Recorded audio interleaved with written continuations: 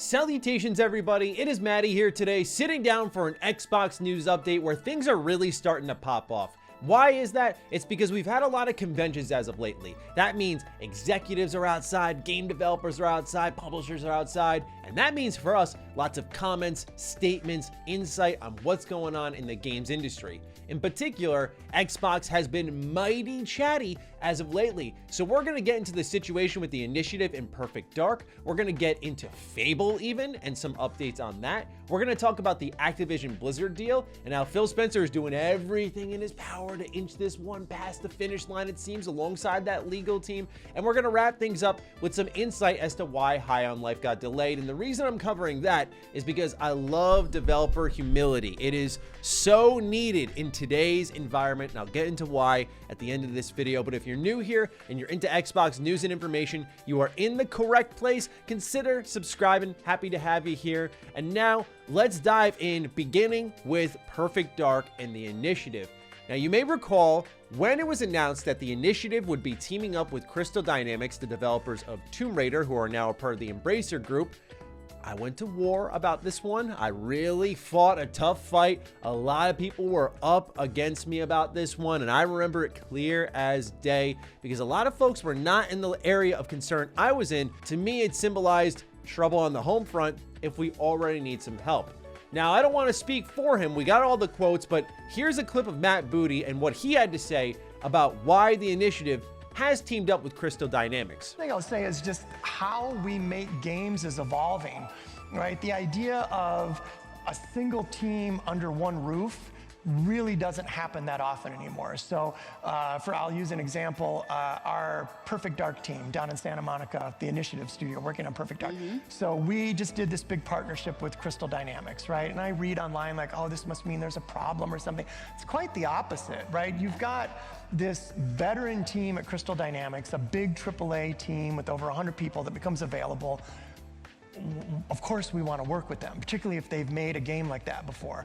And that's how we've done an awful lot of work. If you think about Age of Empires 4, which just launched last fall, that was made in partnership with Relic Studios up in Vancouver, great partnership.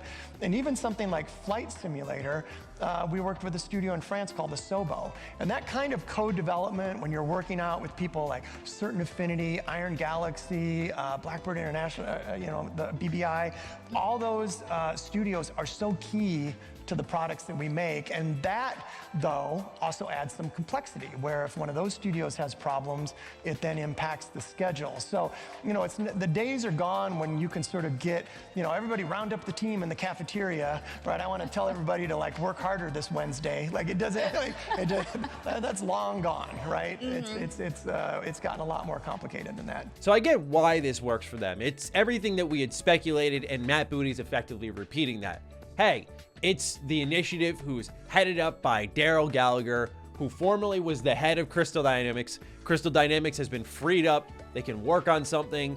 That connection makes a lot of sense. So it's exactly what we speculated on, and it's nice to have that confirmed. What really isn't answered here and rather danced around is with the massive amount of people who exited the initiative and the reported troubles with the project. What's going on with that, and how does them bringing in Crystal Dynamics for help not symbolize some form of trouble on the home front? So it was very wise to pose this in a positive manner. I was just talking about Perfect Dark on our most recent Defining Duke Ultimate, and we were all discussing how it's interesting that this is the IP they've chosen to bring back. But also, the reason I say that is I don't know if there's a lot of strength in this property and in this game where people are going, oh my God, it's Perfect Dark.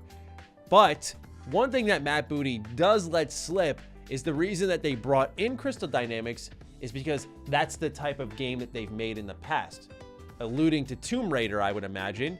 And I would think that maybe we can sort of gauge our expectations now on Perfect Dark being some type of Tomb Raider-like game. And I think that could be kind of interesting, third person instead of first person. Again, I don't think there's much of an attachment to this IP where if it were to radically change how the gameplay rolled out, that could be pretty good. In fact, I would say that Xbox having a third person IP of their own and reforming it into something new, which Perfect Dark was not originally a third person game, could be great for them. However, I did find it very interesting the level of transparency that was shown here at the same time as evading what I think is the current issue. Like the past issue when this was announced about like a year ago, it feels like now, was, hey, why are you bringing in help? That's finally been answered, and I guess now we just have to wait until the delivery of the game to find out if it was in as much trouble as we have seen, according to reports, it has been in. We'll see in due time, but for now, we move on to a blog post that went live at the beginning of September over on Microsoft's website titled Gaming for Everyone, Everywhere, Our View on the Activision Blizzard Acquisition, and this is a letter from Phil Spencer. Now, what you will notice if you read this, and as I've covered multiple of these on the channel, yes, multiple of these, is a lot of it is the same. We want to, in the spirit of transparency, work with regulators. We want to make this work. And I'll put out the highlights here of things that symbolize where Xbox is going with this partnership, what you can kind of expect here, and also how they subtly call out Tencent and Sony. It's interesting how it's worded. It's not necessarily aggressive, but you see him kind of pointing the finger going, hey, look over there. So first thing worth noting in the highlight reel is this right here, which I imagine you expected, but it's nice to see it firmed up.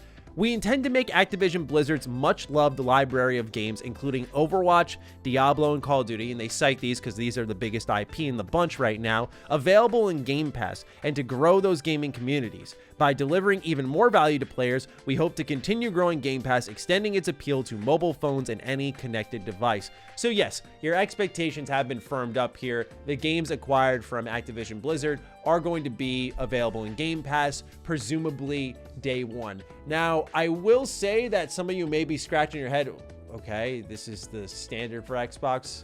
Why does it matter? And my response to that would be, if Xbox has to go out of their way to state it, I think they need to make sure they are very transparent with regulators, like, hey, this is going to be something we use to muscle up our service. We are going to have things like Call of Duty, Diablo, Overwatch, even though Overwatch is free to play, day one in Game Pass. That is going to be a part of our package offering. While it may not be exclusive, who knows what they do with some of those IP in the terms of exclusivity, they are going to be a part of Game Pass. And it seems that needs to be something that is very clearly stated to regulators in order for them to approve of this deal properly and not pull any surprises late in the game. So that's why this is somewhat news, but again, it is truly what I think most of us had expected. Continuing on though, there's a little bit of a twist in the game here. We talked about this with PlayStation when they acquired Savage Game Studios just last week, and it's funny the timing of this letter and what Xbox plans to use some of Activision's IP for, where they write, bringing more games to mobile platforms, however, requires new capabilities. The expertise that the teams at Activision Blizzard bring in developing games for mobile platforms will help us understand how to create games that engage players around the world. In addition, we hope that players will be eager to play traditional console games from Activision Blizzard on other platforms via our cloud game streaming technology. This promises to open up mobile gaming, creating new distribution opportunities for game developers outside of mobile app stores, while delivering compelling and immersive experiences for players by using the power of the cloud. And we can extend the joy of playing to devices that people already own, including smart TVs and laptops. So they mention at the top here mobile games in the way that I think most of us are traditionally familiar with it in the terms of developing games for mobile platforms to bring in a wider audience. This is the first that we have heard of this, but it does signify that Microsoft is heading in the same direction as PlayStation. I know a lot of people speculated, are we just going to leave, an ABK, King, as their own entity and let them generate all that Candy Crush money and dump that money pot into the developer bin, which I hope they do. But it seems like Microsoft plans on using some of the acquired talent here in different ways to likely monetize their own IP and create more recurrent revenue. Something definitely worth keeping an eye on here, because PlayStation on one hand is going, we're making a AAA live service mobile game. We're not sure what kind of mobile games Xbox wants to make. We just know they want to make them. That's very different from what they talk about in the second part of the paragraph, which is cloud gaming. You take out your phone, you go to the Xbox app, and you're able to access your entire Game Pass library. And what they're really marketing here is the reach that developers will have through Xbox Game Pass and xCloud. So to regulators, they're trying to say to them, hey, things are going to be better with us. We are improving video games. We're not making it a worse space. We're allowing more people to experience these games they otherwise wouldn't have. Now, heading toward the bottom of the letter, they say, we will continue to engage with regulators in the spirit of transparency and openness as they review this acquisition. We respect and welcome the hard questions that are being asked. The gaming industry today is robust and dynamic. Industry leaders, here's the finger point, including Tencent and Sony, continue to expand their deep and extensive library of games, as well as other entertainment brands and franchises, which are enjoyed by players everywhere. We believe that a thorough review will show that the combination of Microsoft with Activision Blizzard will benefit the industry and its players. Now, following this up, The Verge had reached out to Xbox, and in particular, Phil Spencer had replied. This is about the exclusivity of Call of Duty, which continues to be a topic, because last we heard from Bloomberg, we weren't going to get a new Call of Duty game next year, and that the cycle may begin again in 2024, but that would be well into the acquisition of Activision by Microsoft.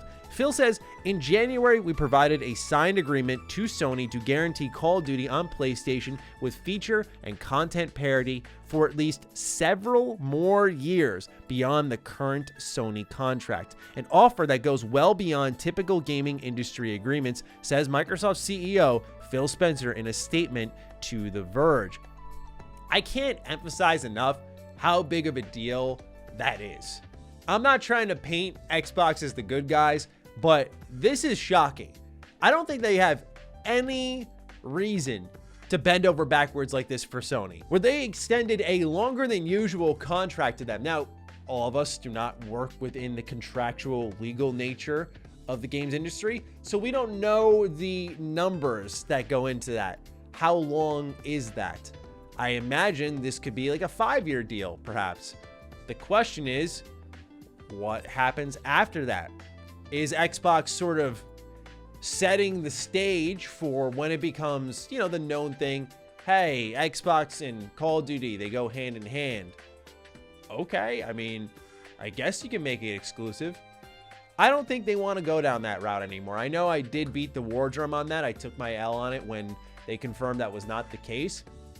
But I think really what's going to happen here is what was speculated initially by a couple of outlets, and that's that Xbox is going to collect their check from PlayStation with every Call of Duty. They're going to be like, yeah, you can have it. We're just going to get a portion of that profits, and they're going to eat from Sony's table. And there's a strong benefit in that as well, because by the law of numbers, you have more people accessing Call of Duty, and Microsoft will still make a ton of money this way rather than ripping it out of players' hands. But I'm curious about the long-term play here, about how they can reel this thing in closer to them to make it truly theirs. Because think of a future where you could put, I always talk about the console box, I think it's so important, but you could put Call of Duty on the console box and say, that's ours. It is truly ours. It's possible they go down the spin-off route and say, well, it's Call of Duty, but it's not a mainline game. We're going to have that. And what that could mean, they could change really what Call of Duty means. It may not just be a first-person shooter, which I know here in 2022, you're looking at me going, what? But I wonder if Xbox would open up those possibilities to make the brand attachment a little stronger. Because if you can't do it with the mainline series, can you find an alternative? I'll be curious to see how they play out all of this. It could be as innocent as it seems. I just don't trust any of these corporations, so I feel like Xbox has to have an ulterior motive, but that is just me speculating. Now, moving on, we're going to talk a bit about what's going on with Fable. And it's good news at that, if you're to believe Matt Booty, head of Xbox Game Studios, where he says, part of my job is giving air cover to the team. They don't want to show off stuff early before it's ready to go. But if there's one game where that is kind of flipped around, where every time I see something I say, we should show this, it's Fable, because there's a lot of cool stuff. The team has made it very clear that I'm not going to be able to show anything until it's ready. Playground, just what I'll say is that the craft and dedication that they brought to Forza Horizon, every bit of that is going to be applied to Fable, and they get it. Let's be honest, giving Fable to the racing team could be a little bit of a head scratcher, but they have proven that they get it, and I'm excited for when that time comes to be able to show more. Again, I like the humility here, and we're going to talk about this extensively in our next news update, but I like the humility of going, yeah, we understand how it looks. Like, here's this racing game studio that's made Forza Horizon multiple times in a row, and now they're working on a presumably open world fantasy game with choice and consequence if we're lucky, which I can't imagine Fable without it. Okay, yeah, it's a pretty big shift in what a game asks of you in the terms of movement, in the terms of what your engine needs to do, right? Think about how quickly they need to like draw out details up close and in the distance when you're in a car moving 100 miles per hour versus when you're on foot jogging through the woods. Like the technical design, gameplay, and of course story needs all are vastly different from a racing game. You couldn't have gone in any more of an opposite direction here. However, I'll say what many people have been saying here. Playground Games has earned my trust. They have. I thought Forza Horizon 5 was fantastic. It's not like they've made really a bad game. They're very good at making racing games. And I just think of this being a Guerrilla Games moment, where Guerrilla went from first-person shooter Killzone, and I remember when they were making that transition over to the third-person open-world Horizon Zero Dawn, I went, I don't know about this one. And I was very much against the transition because I went, how can you make this shift? And they hit it out of the park, I thought. And I went, hey, foot and mouth. You can watch my review. I think I opened with that line. My foot's in my mouth. This is fantastic. So I learned my lesson there, and I'm willing to give a very talented team here the time and the trust that I think they've earned. So it looks like there is a potential that this could be shown off. Again, I said this a couple of videos ago. If I were to punt this reveal date to any time, I'd say the safe area is E3 2023. Perhaps it comes sooner because if Matt Booty wants to show it multiple times, it looks like it's playable. It's good to go in some regard. When I say good to go, I don't mean like good to ship, but it's good to be presented. But we'll see where it goes down the line. I'm still putting my expectations firmly in E3 of next year. Time shall tell. Last story here, and it's a quick one, is about High on Life and how they delayed this game because of God of War and Call of Duty. They say, as High on Life Chief Creative Officer and Art Director Mikey Spano explains, October's crowded, it's really crowded. So a delay was needed for the comedic FPS to stand out, because originally it was supposed to come out in the middle of September. For us, the benefit is the conversation. So if we're missing out on that conversation because everyone's talking about God of War or Call of Duty, that's a missed opportunity for us. This isn't the only reason the game was pushed back by a couple of months, though. As we were getting the game up to a certain point, we realized that we would have Act 1 polished, and that'd be great, the art director says. And we might have had Act 3 really polished and great. And the middle would have also been great, but not quite as good as Act 1 and Act 3. So they took the time to polish that up in the final months, leading to their December 16th launch. I love this because I wish more developers just spoke like this. Hey, of course, they say here, game needed a little bit more time. They identify where the weak point would have been, but they also have the humility. There's no ego here. Yeah, look, it's Call of Duty, it's God of War, and it's funny because High on Life, like I was looking at the video view numbers and how it was really making the rounds here, and people were loving High on Life post Gamescom. Million+ views across multiple videos. Awesome to see. I think this game deserves it, and from the moment I saw it at the Xbox showcase, I went, yes. Give me all that. This looks hilarious. It looked like Outer Worlds type universe meets Oddworld Stranger's Wrath. I was just about what was happening on screen. And I'm happy to see a lot of people feel the same. But they had their conversation. They were capturing the industry, but I think they're doing the right thing here because I just see this game, you know, I think of what happened with It Takes Two, where I don't have a TikTok, my girlfriend does, but I saw numerous It Takes Two videos on TikTok, and I just feel like the little clips of funny moments could thrive in YouTube Shorts, in TikTok, in reactions on Twitter. This game, if its writing is anything like we had seen at Gamescom, I truly feel like we're looking at a viral game here that's gonna sneak up on a lot of people. So I like the humility and I like the self-awareness. Hey, we got something here. Let's give it time. Let's let it cook. So I'm all about what they're doing here. But anyway, that's everything for this Xbox news update. Let me know what you think in the comments down below. Certainly a jam-packed one, so I'm excited to read your thoughts. Other than that, be sure to follow me on Twitter, follow me on Instagram. Those links are in the description down below. And a big thank you to all the patrons, all the members who continue to support the hell out of the content here. Stay sexy, stay active. I love you all. Peace.